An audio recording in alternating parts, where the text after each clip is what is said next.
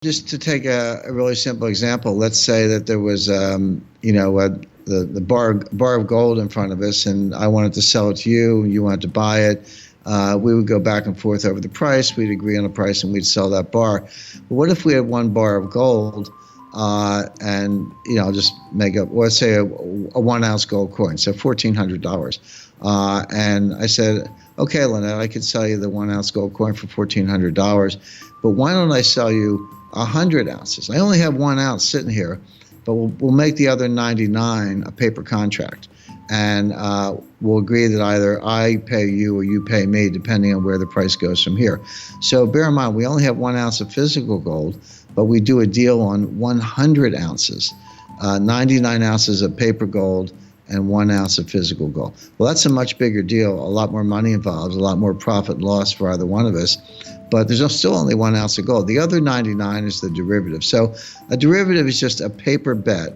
It's a paper bet based on some underlying with no limit as to how big the paper bet can be. Now, I'll give you another concrete example.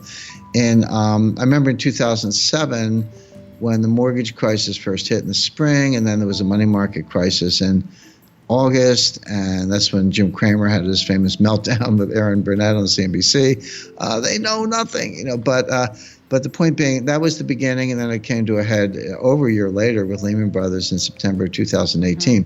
But when it first started, there were some very smart people, and I would put, Ben Stein and others. He's an economist, and he's a comedian, actor, but also an economist. And a lot of other people said, look, there are $1 trillion of subprime mortgages, and that's about what there was with Alt-A. That's another kind of subprime, but let's say $1 trillion of subprime mortgages. In the mortgage market, 5% is a huge default rate. When default rates get to 5%, people are kind of panicking. He said, let's get crazy. Let's assume a 20% default rate. It never got that high, but just assume it.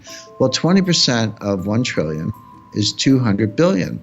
So he said, even if this thing gets totally out of control, we'll have 200 billion in losses, which was about the same in real terms as the S&L crisis in the 1980s. That was about 135 billion of losses. So adjusted for inflation, it would be $200 billion by 2007. And Stein said, well, we survived the 1980s. We can survive this. It's about the same. What he was missing was that, there were $1 trillion of mortgages, but there were $6 trillion of derivatives on the mortgages, on the same mortgages. And so 20% default rate, it wasn't 200 billion, it was 1.2 trillion of losses just to get started. And then the panic went on from there, and the losses were ultimately in the scores of trillions. Right. But the point being, you cannot look at bank balance sheets. You cannot look at futures contracts. You cannot look at any known quantity and understand the risk without understanding how much is off balance sheet, how much more of the same thing, the same kind of bet. And banks do not put derivatives on their balance sheet. And I've had this debate in chapter 8 of the book, chapter 8 of Aftermath. I talk about a private briefing that I had with the board of directors of Morgan Stanley and their CEO, James Gorman. And I said, well, first of all, a couple things. Number one, your derivative book might be smaller, it actually was, but that's because so many of the derivatives were moved over to the clearinghouses. They created these clearinghouses after 2008. So now, two banks do a derivative trade, and they take it and they send it to the clearinghouse, and you put it on the balance sheet of the clearinghouse. You didn't make the risk go away. You just moved it to a side pocket. So maybe Morgan Stanley or Citibank's balance sheet has fewer derivatives, but it doesn't mean there are fewer derivatives in the system. They've just been put over in the clearinghouse. Who's going to guarantee the clearinghouse? Again, Morgan Stanley's capital base may be fine, at least in most circumstances, but who's backing up the clearinghouse? Well, the answer is the members, which are the banks. So if the clearinghouse gets in distress, they're going to turn to their members and say, hey, give us capital, at a time when the banks are like, oh, we can't do that because we need all the capital we can get. So first of all, you're undercounting derivatives when you ignore the clearinghouses, number one. Number two, and this was the point I made, I said, look, as a bank, you may be stronger, but you're part of a system, and the system is more vulnerable. And if the system goes down, you go down with it. I don't care how strong your balance sheet is. You're part of something bigger, and if that collapses, you collapse too. And I said, look, you're running a bank. You can't take responsibility for the whole world, that in theory is the responsibility of regulators and central bankers and others, but they don't know any more about risk than Wall Street does. I mean, everyone's ignoring the risks or not computing the risk properly. So I say, yeah, maybe your bank's more sound, but you're not counting the clearinghouse and you're ignoring systemic risk, which is bigger and more dangerous than ever. The warning signs are all over the place. You just have to understand them, incorporate them, connect the dots, and then see how it plays out. And it's not just one path or multiple paths, but they all sort of end up in the same place. And then I bring it full circle. I say, well, if this is coming, and it is, what are you waiting for? Why not get ready now? When I've had people say, I'll be half facetious, but it's kind of true.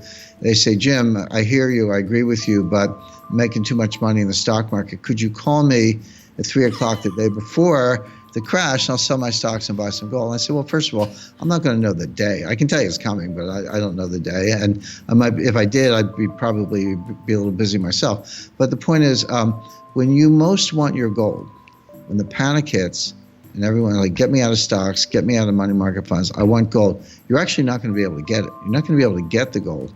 The dealers won't talk to you if they don't already know you. The mint will be back ordered. The dealers will be back ordered. You will not be able to get people on the phone. So why wait for that? Do it now while you can. Right. It is, because there's, you were talking earlier about people selling their stocks and their money markets and all of these and buying gold before the crisis hits. But will there be any buyers on the other side of any of these assets? Well, that's right. And this is what I talk. That's correct. Now, this is what I talk about in chapter 4 of the book, how more and more assets under management have moved to passive investment styles. Yes. That means index funds and ETFs and things like that.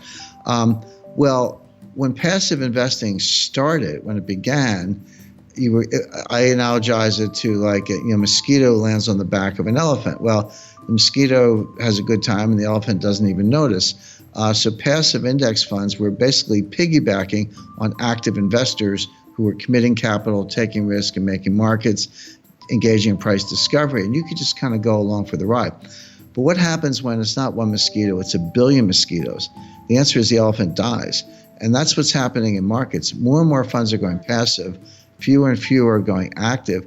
Well, the active investors are the ones who commit capital and make markets. So you get into a financial panic with the passive investors. Their investors want their money back, so they have to sell stocks or sell assets or sell bonds to get money to pay the redemptions. Well, where are the buyers?